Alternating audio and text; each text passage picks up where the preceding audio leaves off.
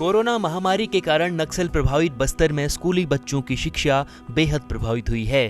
इस दौरान संभाग के सुकमा, बीजापुर, नारायणपुर में बच्चे पूरी तरह से शिक्षा से वंचित रह गए हैं। नक्सल प्रभावित इलाकों में मोबाइल नेटवर्क और इंटरनेट कनेक्टिविटी का नहीं होना और कई गरीब आदिवासी परिवारों के पास एंड्रॉयड फोन नहीं होने के कारण बच्चे पढ़ाई से दूर हो गए हैं। छत्तीसगढ़ में नए शैक्षणिक सत्र की शुरुआत हो चुकी है। कोरोना के चलते फिलहाल स्कूल तो नहीं खोले गए, लेकिन बच्चों की पढ़ाई का नुकसान न हो, इसके लिए प्राथमिक और माध्यमिक शाला के बच्चों के लिए मोहल्ला क्लास संचालित की जा रही है। यह कक्षाएं संचालित तो की जा रही हैं, लेकिन ग्रामीण अंचलों में मोहल्ला कक्षाओं की स्थिति भी काफी खराब बनी हुई है।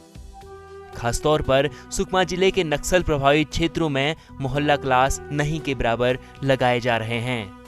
बस्तर में नक्सलियों के प्रभाव के कारण पहले से ही स्कूल ठीक से संचालित नहीं हो पाते हैं। नक्सली अंदरूनी इलाकों में स्कूल भवन तोड़ने के साथ ही कई बच्चों को अपनी पाठशाला में शामिल कर लेते हैं। ऐसे में कोरोना के प्रभाव के कारण यहां शिक्षा व्यवस्था पर दोहरी मार पड़ी है। बस्तर जिले में कोरोना काल में शिक्षा का जो प्रभाव विपरीत पड़ा है, उसको देखते हुए लगातार पढ़ाई तुहर द्वार जो राज्य शासन ने जारी किया था, उसमें हमारे सभी शिक्षक साथी बढ़ चढ़ के हिस्सा ले रहे हैं। मोहल्ला क्लास का संचालन हो रहा है सभी जगहों पे।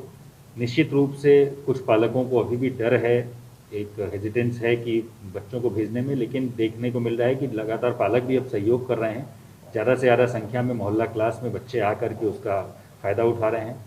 उसके अलावा कुछ ऐसी जगहें हैं जहां पर स्मार्ट क्लासेस का संचालन नहीं हो पाता है, बहुत ही ज़्यादा अंदरूनी इलाके की हैं, नेटवर्क नहीं है, जहां पे वहां पर आमचो बस्तर रेडियो लाउड स्पीकर के माध्यम से भी पढ़ाई का कार्य चल रहा है। उसके भी एक बेहतर परिणाम देखने को मिल रहे हैं और कहीं ना कहीं समुदाय को हम शिक्षा से जोड़ करके अभी काम कर पा रहे हैं। बस्तर कलेक्टर ने आगे कहा कि कोरोना काल की वजह से जिले में शिक्षा प्रभावित हुई है। शिक्षा विभाग के साथ साथ जिला प्रशासन की टीम भी ग्रामीण अंचलों में शिक्षा पर विशेष ध्यान दे रही है। साथ ही बच्चे शिक्षा से वंचित न हो, इसके लिए प्रशासन पूरा प्रयास कर रहा है। उन्होंने कहा कि आने वाले नए शिक्षा सत्र में बच्चों के सिलेबस पूरी तरह से कंप्लीट हो, इसके लिए शिक्षकों को खास निर्देश दिए गए हैं।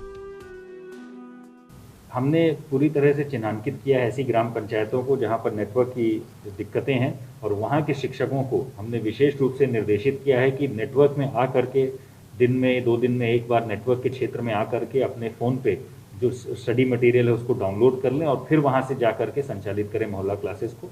और इसी तारतम्य में आमचो बस्तर रेडियो का भी फ़ायदा लोगों तक पहुँच रहा है, क्योंकि उसमें भी एक बार में वो पूरा मटीरियल BO ऑफिस से या DO ऑफिस से ले लेते हैं और उसके बाद उनको संचालित करते हैं। नए सत्र में शिक्षा विभाग में जो नवनियुक्त CAC हैं, उनके माध्यम से हम लोग उम्मीद कर रहे हैं, हमने निर्देशित भी किया है कि मोहल्ला क्लासेस का और प्रभावी संचालन हम कर पाएंगे। और इस शिक्षा सत्र में बच्चों ने भी जो पढ़ा है, जिस तरह से आगे बढ़े हैं, जो लर्निंग लेवल्स में फ़ायदा हुआ है, उसका भी हम असेसमेंट साथ साथ में कर रहे हैं। कोरोना संक्रमण के कारण पिछले 2 वर्षों से बस्तर संभाग में साक्षरता प्रतिशत में कमी आई है। पूरे बस्तर संभाग का साक्षरता प्रतिशत 51.5% है। साथ ही बस्तर संभाग के सुकमा जिले का साक्षरता दर सबसे कम 42% है, जो एक चिंता का विषय बना हुआ है।